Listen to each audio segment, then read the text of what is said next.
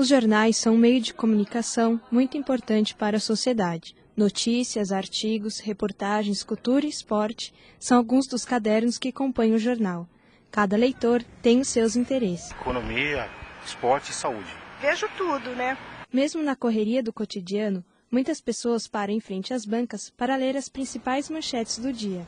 No mundo todo, mais de 532 milhões de pessoas compram impresso todos os dias. No Brasil, a circulação diária ultrapassa 4 milhões de exemplares. E o número de jornais vendidos cresce a cada ano, mesmo com o avanço da internet. No primeiro semestre de 2008, houve um crescimento de 8% nas vendas dos impressos. E muitos leitores dizem que não trocariam o conteúdo do papel pelo online. Porque a internet para mim me dá muita dor de cabeça. Mas os leitores têm alguma ideia de como um jornal é produzido? Não tenho. Sei que eu pego na banca, né? Eu não sei. Produzir um jornal não é tão simples assim. Editores, repórteres e fotógrafos se unem em um difícil trabalho para fazer com que a informação chegue diariamente aos seus leitores. O jornal começa no exato momento em que ele é finalizado. Eu vou explicar. A edição de terça-feira é concluída na segunda-feira à noite. Na própria segunda-feira à noite já começa a produção do jornal de quarta-feira, né? A partir de um documento, entre aspas, chamado Noite e Dia. Quer dizer, o pessoal que fechou a edição deixa para as pessoas que vêm pela manhã, na terça-feira, uma pré-pauta, né?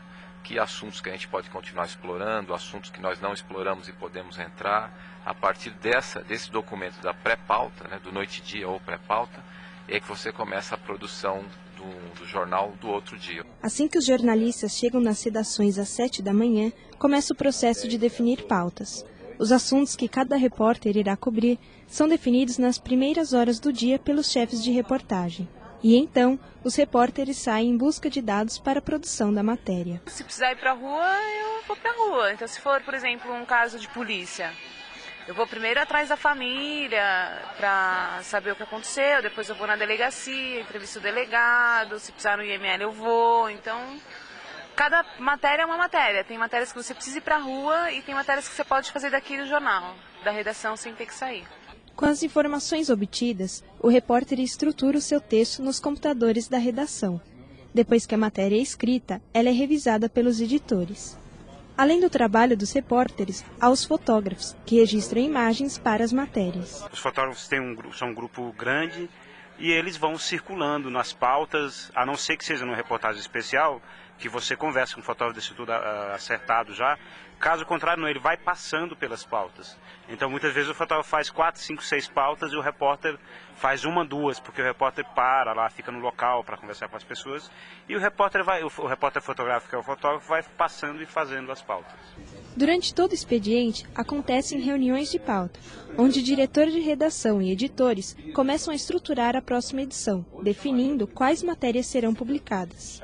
Os editores conversam com suas equipes e mostram como será o jornal. Desde o começo da sua produção, desde a reunião de pauta da manhã até a última matéria ser fechada, ele é um produto coletivo.